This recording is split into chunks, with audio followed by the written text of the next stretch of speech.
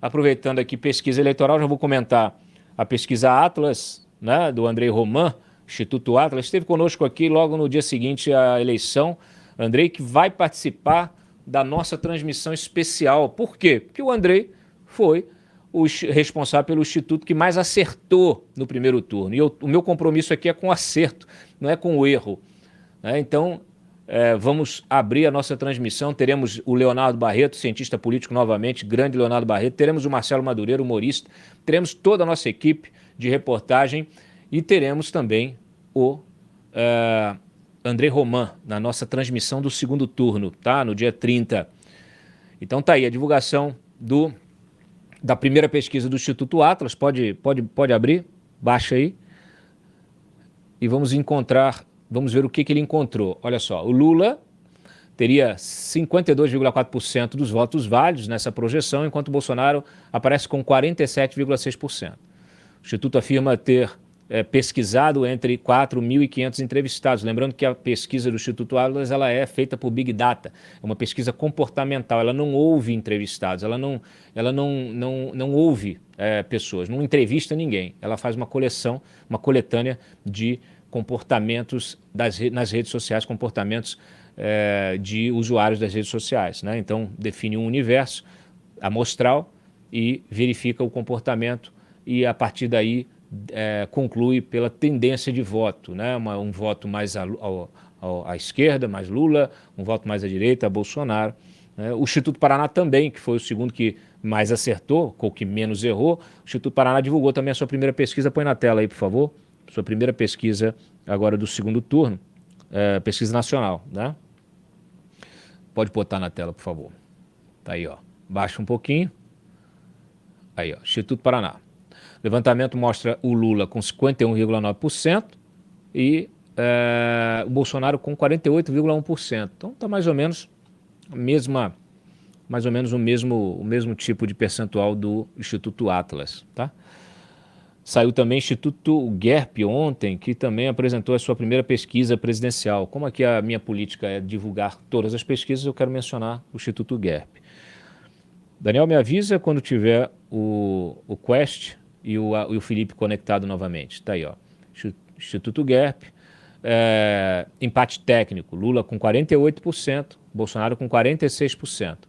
Então, também dentro da mesma margem de erro. Tá?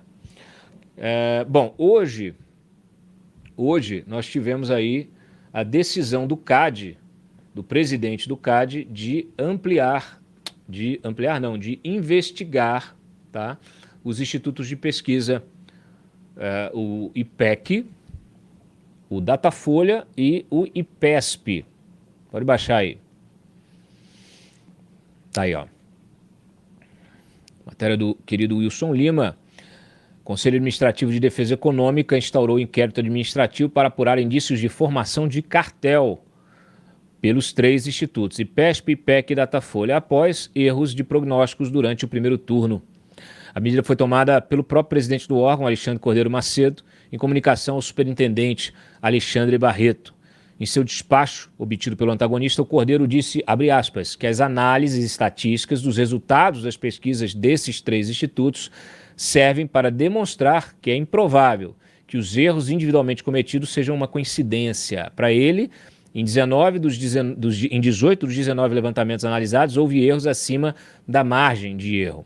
Cordeiro não cita qual instituto acertou no prognóstico eleitoral, mas suspeita que Datafolha, IPESP e IPEC apresentaram algum tipo de conluio, atuaram numa espécie de conluio. Eles mostram aqui resultados idênticos, né, quanto à diferença entre os candidatos, 14%. Pode baixar lá, pode baixar.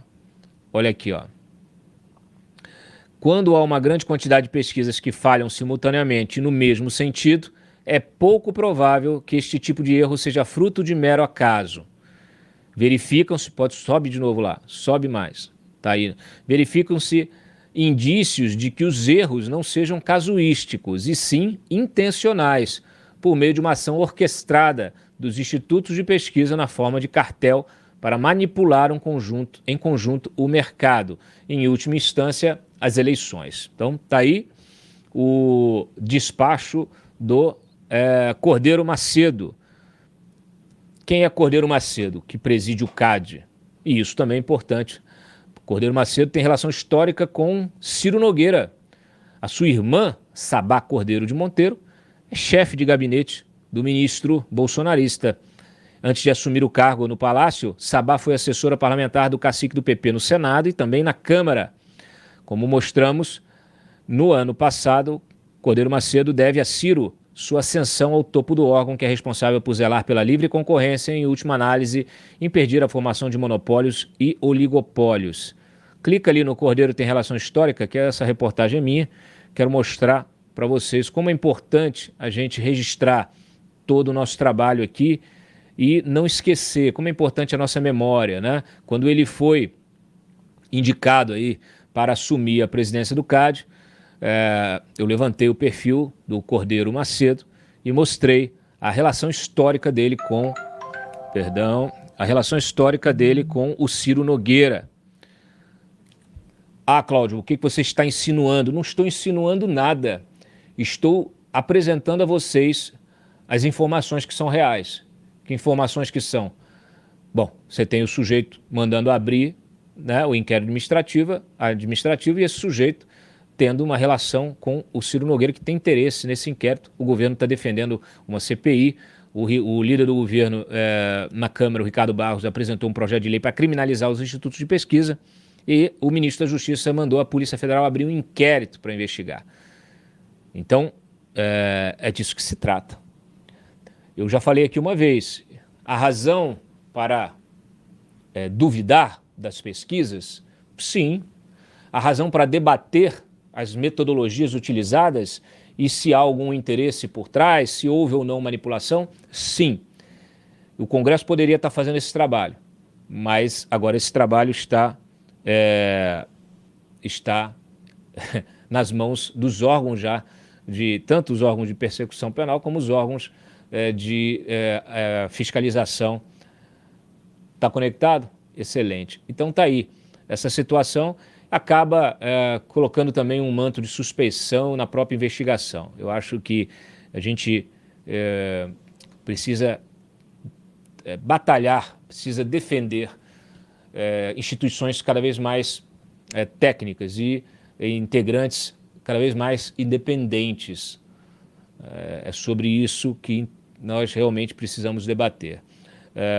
A questão dos institutos de pesquisa, ela é fundamental e eu quero ouvir a opinião de um dos integrantes, um profissional que trabalha com isso, que é o Felipe Nunes. A gente já tem, ele está conectado, eu vou chamar, a gente está com a pesquisa dele no ar? Já? Então põe o Felipe Nunes, eu vou pedir a pesquisa. Boa noite, Felipe, bem-vindo mais uma vez ao Papo Antagonista, tudo bem?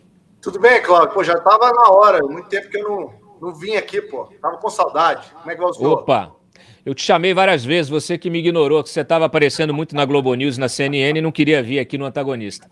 Não é verdade, não é verdade. Correndo muito. Mas é um prazer estar aqui, Cláudio. Obrigado pelo convite. Eu imagino. Bom, antes de entrar na questão da tua pesquisa aqui, eu queria a tua opinião sobre essa reação das autoridades, né, em relação aos erros dos institutos de pesquisa, questão de metodologia. O que você está achando como um profissional da área? Nós temos aí iniciativa de CPI, projeto de lei para criminalizar, Polícia Federal agora abrindo investigação e o CAD também, um inquérito administrativo. Quem não deve não teme, ou você acha que está havendo um exagero, Felipe, na reação do sistema aos erros de prognóstico desses institutos? Acho que as duas coisas, Cláudio. Acho que quem não deve não teme, os institutos eles estão acostumados, né, a passar por escrutínio público. Faz parte, Cláudio, do nosso trabalho o escrutínio público, né? Eu passo horas e horas do meu dia, quando publico pesquisa, conversando com jornalistas, com políticos, com especialistas, com professores, com interessados, né, no assunto, muitas vezes no Twitter, tá? Então, eu acho que isso faz parte, eu vejo com naturalidade o escrutínio. Mas, na minha avaliação, também tem exageros, né? Esse processo de tentativa de criminalizar o trabalho de gente séria na verdade, uma reação que me parece mais eleitoral do que qualquer coisa. Tem duas coisas, Cláudio, que eu desconheço. Político que fica satisfeito com pesquisa em que ele aparece perdendo, né? Nunca vi um político defender pesquisa quando ele está mal nas pesquisas. E dois, eu desconheço um cenário em que as pesquisas foram utilizadas por todo mundo como prognóstico. Não deve ser assim. A gente passa o tempo todo conversando, Cláudio, você é um desses que defende isso com a gente. Pesquisa é um diagnóstico, pesquisa não é prognóstico. As pessoas, quando respondem uma pergunta num survey, seja na terça, na quinta, no sábado, eles não estão assinando um compromisso, dizendo, eu vou fazer na urna aquilo que eu disse. As pessoas, pelo contrário, elas usam o resultado das pesquisas para tomar decisões eleitorais. Então é comum, e eu acho que a história do Brasil mostra que não é de hoje que a gente vê essa diferença em vários casos entre o resultado das urnas e o das últimas pesquisas, justamente por conta dessa alteração. Eu, como sempre, acredito na justiça, sou professor de ciência política na UFMG, defendo as instituições, acho que elas são sérias, funcionam, e vão, com certeza, trabalhar no sentido de levar esse processo todo a uma normalidade, é o que a gente espera. Agora, esse escrutínio público está aqui no Antagonista, está nos outros canais de TV, faz parte, e eu acho importante que a gente possa discutir o trabalho que a gente faz e esclarecer de maneira muito transparente. A Quest sempre primou por muita transparência em tudo que fazemos, né? E foi assim esse ano e vai continuar sendo, porque é nisso que a gente acredita. Muito bem. Bom, vocês divulgaram hoje a segunda pesquisa presidencial. A gente põe na tela daqui a pouco. Já pode pôr na tela aí, enquanto a gente conversa. Ela aponta o Lula com 54% dos votos válidos e o Bolsonaro com 46%. Muito bem. Tem uma questão que foi aqui, motivou aqui o meu convite para você retornar ao programa, que me parece que a Quest adequou o método de pesquisa depois do primeiro turno. O que exatamente vocês fizeram de diferente? E como é que você está vendo o resultado da tua pesquisa em relação às demais? Então, Claudio, eu te agradeço muito pela oportunidade de estar falando sobre isso.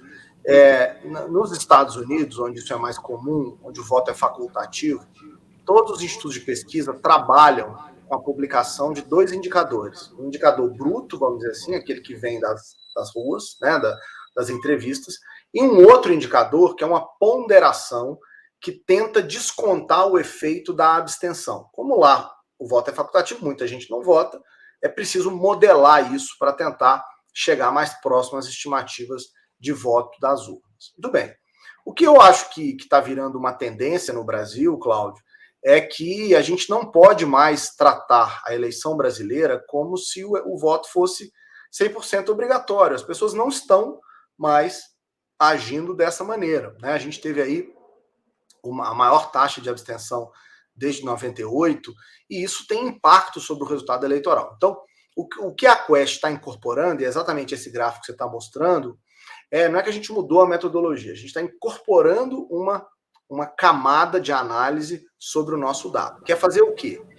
É calcular qual é a probabilidade de cada um dos indivíduos que nos respondem pesquisa de fato ir votar no dia 30 de outubro. A gente tem uma bateria de perguntas, a gente usa a abstenção no primeiro turno, né, a história das eleições. Combinando isso, Cláudio, a gente consegue compreender melhor o comportamento de comparecimento do eleitor, e quando a gente pondera o resultado da gente por isso, o resultado fica 53-47, ou seja, a distância que no resultado sem o Likely Voter Model é de 8 pontos, passa para 6 nesse caso. O que isso sugere, Cláudio? Isso sugere que é provável que, se a abstenção chegar nos níveis, se mantiver em níveis altos, como aconteceu no primeiro turno, e como a gente tem capturado nas pesquisas, a eleição tende a ser mais apertada do que a gente imaginava inicialmente. Entendi. Muita gente fica se perguntando, né, o papel que esses eleitores que não votaram no primeiro turno podem ter no segundo. Quando a gente olha para pesquisas, para eleições anteriores, como a última eleição presidencial, a gente vê que esse índice de abstenção ele meio que permanece. Assim, quem não votou meio que não tá, pelo visto, não está muito disposto a votar. Você já mediu a temperatura dessa intenção desses eleitores que não votaram no primeiro turno, de repente mudar de ideia no segundo? Os candidatos estão tentando convencê-los, né? O Lula, o Bolsonaro estão aí na batalha para convencer esse eleitor a votar. Vote, não importa em quem, mas vote no segundo turno. Então, a gente até agora tem encontrado uma evidência que sustenta isso que você acabou de dizer. O eleitor que não vai no primeiro turno não vai no segundo. A tendência, Cláudio, até aqui é que a gente mantenha esse patamar, tá? E aí tem um outro detalhe. Como você tem muitos estados brasileiros em que não há eleição para governador, eu vou citar alguns exemplos que são importantes. O exemplo do Paraná, o exemplo do Rio, São Paulo e o exemplo do Ceará, a tendência, pelo menos no histórico, né, das eleições, é que a abstenção nesses lugares aumente.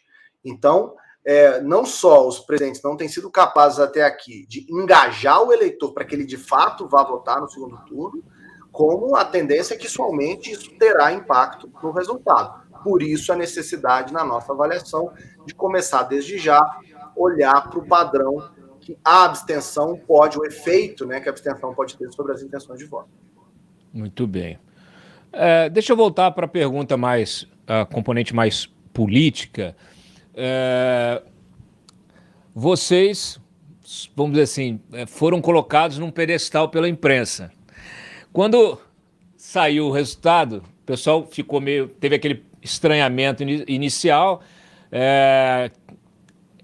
Esses órgãos de imprensa, de TV, né, mídia em geral, passaram a rever o seu próprio posicionamento e deitaram críticas em cima de vocês, né? Então, assim, vocês sofreram esse efeito que é muito comum, né? Pessoal, a imprensa a mídia tem esse poder de colocar qualquer pessoa num pedestal, transformar numa celebridade, transformar num herói e de repente muda a dinâmica e destrói, né, esses heróis e eles viram bandidos. A gente já viu isso acontecendo em diversas áreas, diversos setores e tal. O que você sentiu? Você se sentiu... que tipo de lição que você levou para você a partir dessa experiência? Porque eu até falo aqui, né, que a imprensa, de alguma maneira, ela criou um fetiche pelas pesquisas. Aí quebrou a cara e agora jogou a culpa toda nos institutos de pesquisa. Não, Claudio, eu, como diz aqui em Minas, graças a Deus, não experimentei esses dois momentos. Em momento nenhum achei que o trabalho de pesquisa era de celebridade ou de fetichismo, embora, de fato, nessa campanha a gente teve um aumento, né, expressivo das pesquisas, e também não senti essa segunda consequência que você está mensurando. Ou seja, a gente continuou, né, trabalhando com a imprensa, no geral, né, os blogs, sites, os canais de TV, os jornais impressos, da mesma maneira como a gente vinha trabalhando no primeiro turno. Eu acho que foi importante esse resultado do primeiro turno, porque ele forçou, né, nunca se discutiu tanto metodologia de pesquisa, e isso só aconteceu, Cláudio, porque houve uma quebra, né, digamos assim, do monopólio das pesquisas. Antes você tinha dois grandes grupos respeitados, importantes, né, que faziam pesquisa, e hoje você tem outros grupos com inteligências diferentes, com maneiras diferentes de fazer pesquisa e tal, e isso acabou abrindo, né, de alguma maneira, o espaço para uma discussão mais ampla. Então eu vejo isso com bons olhos, né? Essa coisa de olhar para os institutos ou como vilões, ou como, né, heróis, eu prefiro me abster. Isso nunca me interessou muito. Eu sou muito focado no trabalho técnico em si, né? Nosso desafio diário, assim, eu sou, né, PhD em ciência política, formei nos Estados Unidos, dou aula de ciência política aqui no Brasil, tenho uma responsabilidade grande sobre o que faço, e sempre me motivei muito a conseguir contar bem a história da eleição. E acho que a gente contou bem a história. Ao contrário do que muita gente, por exemplo, supunha no governo, o Bolsonaro não tem, o Bolsonaro já passou o Lula. Isso nunca aconteceu. O Lula terminou a eleição em primeiro, terminou próximo de vencer a eleição no primeiro turno, né? Faltaram poucos votos.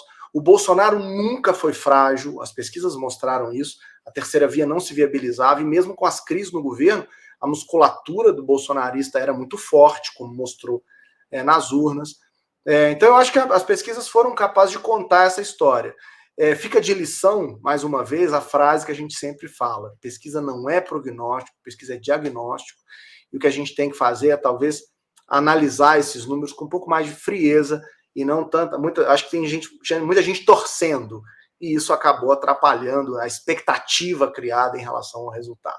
Eu, como sempre, fui muito tranquilo e técnico aqui, vi tudo isso, né, da mesma maneira que sempre, com calma, cautela, olhando para os resultados e tentando, antes de tudo, Cláudio, aprender com as urnas e com a maneira como as pesquisas estavam mensurando o comportamento do eleitor.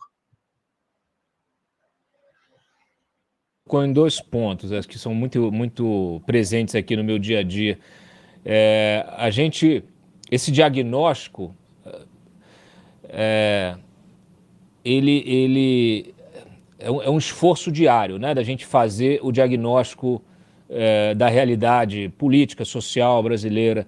E esse eleitor, né, muitas vezes, aí sim, a imprensa se coloca num pedestal e passa a olhar os movimentos sociais e políticos, as suas dinâmicas de uma maneira de quem acha que sabe mais do que o cidadão comum, do que o eleitor, né? E em vez de tentar entender o que está acontecendo, passa desculpa a expressão, a cagar regra, né? Então, assim, eu não gosto, sei lá, eu sou um jornalista, não gosto do PT, do petismo, do lulismo, então eu passo a enxergar essa realidade do ponto de vista de tentar desfazer dessas pessoas, de tentar ignorar a força que essas pessoas têm neste apoio a determinado campo ideológico, a determinado político. Da mesma maneira, isso acontece com o bolsonarismo.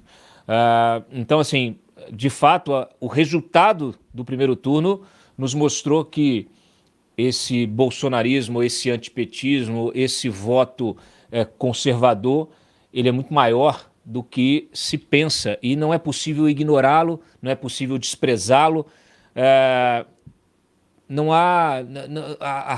O jornalista precisa entender que ele deve lidar com os fatos, com a realidade, né? Se você tem uma massa gigantesca de pessoas que se identificam com um campo ideológico, você precisa lidar com isso e não negar essa realidade. Então, se não vira, a imprensa acaba entrando naquele mesmo status de negação, né, que os bolsonaristas tinham em relação à pandemia no início. Ah, não, isso aí é uma gripezinha, isso aí não existe, isso aí não pega, não sei o que, é vacina. Quer dizer, o negacionismo ele está latente para, não importa o segmento da sociedade. Então, eu acho que esse resultado do primeiro turno, ele trouxe de uma forma muito dramática, muito clara, esse eleitorado, né, conservador, mais identificado com o agronegócio, mais identificado com a cultura sertaneja, mais identificado com valores cristãos, né, mais identificado com segmentos da sociedade que não estão, talvez, expostos na imprensa de uma maneira equilibrada, né? A gente vê um domínio cultural, um domínio de narrativa de campos mais à esquerda e não vê o espaço sendo aberto para essa multidão. E aí a gente precisa compreender, né, você como um cientista político, um cientista social, precisa compreender que o Brasil é muito maior do que aquele que está na nossa cabeça, né, que está na cabeça de determinados profissionais. E tem 2 pontos, Cláudio, eu acho isso que você está trazendo muito importante. O primeiro é o seguinte: durante o primeiro turno, eu diversas vezes fiz questão de chamar a atenção para outros indicadores da pesquisa que não só o placar do jogo. Me incomodava um pouco essa coisa de a gente ficar muito focado no placar.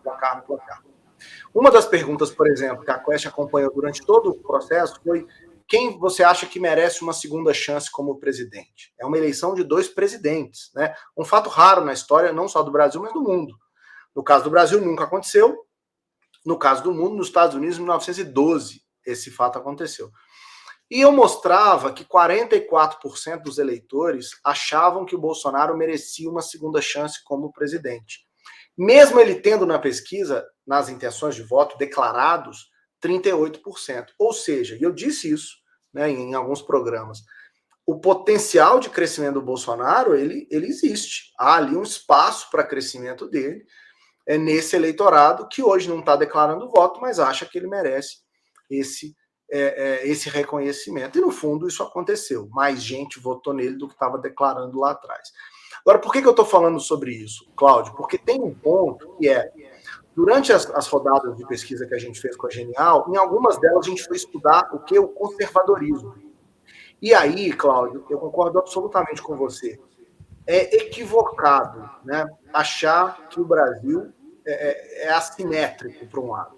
O Brasil hoje está dividido por dois movimentos políticos, um da direita, um da esquerda, e esse movimento que a gente chama na ciência política de polarização não é uma polarização simples, uma polarização de apenas disputa de torcida, é mais do que isso. É uma polarização que tem a ver com a visão de mundo das pessoas, que tem a ver com os interesses, as preferências e os valores das pessoas. O Brasil hoje tem, de fato, dois grandes grupos que são heterogêneos, óbvio, eles não são iguaizinhos, mas que são grandes, volumosos. O lulismo e o bolsonarismo movimentam o debate político. Por quê? Porque ele, de fato, representa visões de mundo diferentes. Então, esse é um ponto. E isso precisa definitivamente entrar na discussão, no debate público brasileiro, porque você sabe que um deles vai perder a eleição dia 30, um desses lados, e um desses lados vai ter que ser, ele não pode ser oprimido pela maioria, ele vai ter que ser respeitado pela maioria. Esse é um dos princípios democráticos mais importantes, né? Agora, tem um segundo ponto, desculpa estar me alongando, mas é que esse assunto realmente é muito instigante, é que a gente vive um cenário de muito viés de confirmação, em que as pessoas estão mais preocupadas em confirmar aquilo que elas acreditam do que, de fato, utilizar a informação para atualizar aquilo, né, as suas opiniões e as suas atitudes. Então, isso gera um cenário ainda mais de polarização, um cenário ainda mais de afastamento, em que a gente tem dificuldade, e esse é o papel das pesquisas, de fazer as pessoas olharem para fora das suas bolhas. Acho que é por isso que as pesquisas são tão atacadas, porque elas sempre revelam coisas que surpreendem as pessoas. Todo mundo vive na sua bolha, na sua rede, na sua própria, né, vivência cotidiana, e é claro que quando você sai dessa bolha, você acaba vendo algo que você não reconhece. Eu acho que daí vem esse tilt, como eu gostava de dizer quando eu era jovem aqui em Minas Gerais, quer dizer, esse curto-circuito de não entender por que os resultados apontam coisas que a gente acha que são tão diferentes. Mas esse debate é fascinante, Cláudio. O lamentável disso tudo é porque as lideranças políticas que estão em destaque aí no nosso cenário eleitoral, elas pregam de forma enfática essa polarização, elas não se posicionam como governantes de um Brasil múltiplo, né? Você é o Lula, para o Lula todo mundo é fascista, que não concorda com o PT. Isso manda um recado muito ruim para a militância, para os eleitores, as pessoas começam a brigar entre si em casa. O bolsonarismo faz a mesma coisa, né? Então, assim, se o sujeito gosta do Lula, então ele já é criminoso. Quer dizer, o sujeito, muitas vezes, ele tem as suas afinidades políticas, tem a sua opinião, né? Ele, às vezes, não tem conhecimento adequado, é ignorante sobre determinadas coisas, ele tem a opção política dele, mas ele não é o político. Há uma confusão nesse debate público, né? Estão confundindo os eleitores com o político. Esse eleitor conservador, ele não é o Bolsonaro. Então, assim, a própria imprensa, quando vai noticiar, ela sempre bota assim, ontem estava lá em Aparecida, aí meia dúzia de bolsonaristas lá bebendo, quebrando, fazendo confusão, aí pronto, quer dizer, todo o eleitorado bolsonarista, todo o eleitorado que não é petista é baderneiro, sei lá, anticristão, você entendeu? Quer dizer, gente, são minorias, né? São minorias, até porque se fossem maiorias, a nossa sociedade já tinha entrado em colapso, né? Tem pessoas que querem simplesmente viver suas vidas. E aí, na hora de escolher, escolhem um lado e é natural. E elas podem ser seus familiares, podem ser seus amigos, podem ser seu colega de trabalho. E isso não pode ser motivo de conflito, de embate, de violência, porque essas pessoas não são os líderes políticos, ainda que esses líderes estejam aí na vitrine, tenham as suas responsabilidades e tenham até a sua folha, a sua ficha corrida aí. Felipe, muito obrigado pela tua participação aqui no Papo Antagonista. O programa permanece aberto, a gente está sempre conversando. Sempre que tiver novidade, dá um toque. E aqui o programa está aberto para te receber, tá? Eu agradeço muito, Cláudio. Adorei o papo e voltarei em breve, com certeza. Parabéns pelo trabalho. Muito bem. Boa noite para ele. E a gente segue aqui rapidinho. Olha só. É engraçado, né? Porque a gente fala assim, prognóstico, é diagnóstico. Tem uma questão semântica envolvida, né? O cara é cientista político, não é mãe de Ná. Saudosa mãe de Ná. O brasileiro tem fetiche por prognóstico, quer saber o futuro, né? Muito bem. Isso tem a ver com um avanço civilizatório, né?